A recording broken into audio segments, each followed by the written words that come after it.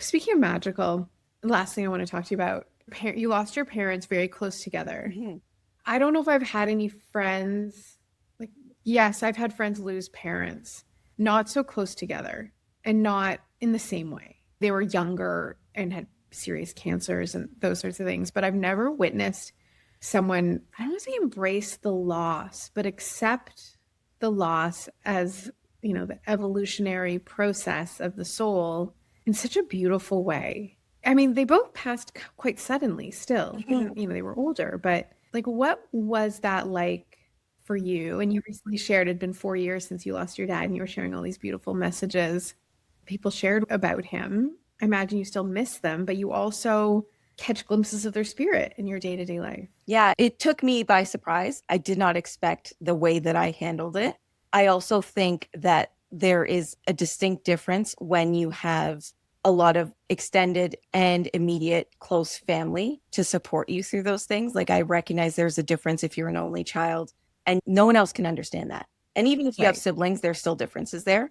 But because I Yes. have that support and we're so close, that was a net for me and for all of us. I believe we became even closer since my parents have passed. But I understand very clearly what it means when people say their spirit is still around you. And I don't know Mhm. how to express that in words, but it was a definite feeling. And what was challenging with my mom passing is, like, my parents had been together for 62 years. My dad was just like, he doted on my mom. He would always take care of her. So her passing, she passed first, was very difficult for him. And that was the hardest part of losing her because her quality of life had declined.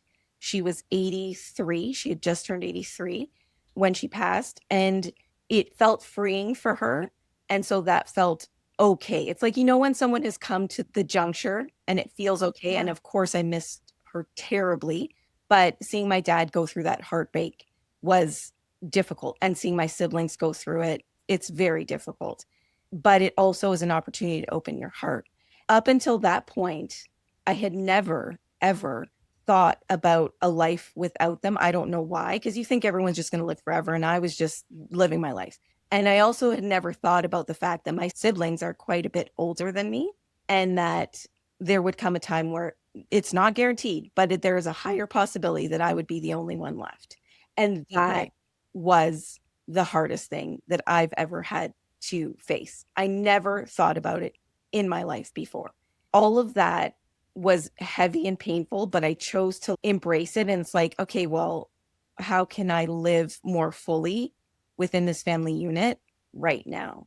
And then when my dad passed a couple years after my mom, I had that experience of he's still here and he had declined rapidly. And he was so heartbroken after my mom passed that it also felt like a relief for him. Mhm. So while they were sudden ish in nature, it felt like a release for them. So that felt comforting to me. And I glad I got to the point in my wisdom in life that I could see that clearly.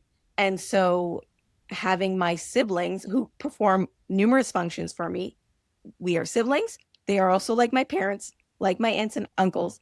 And so it feels like I have this layered relationship with them.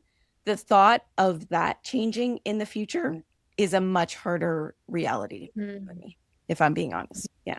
Thank you for sharing everything. Everything. Thank you for existing.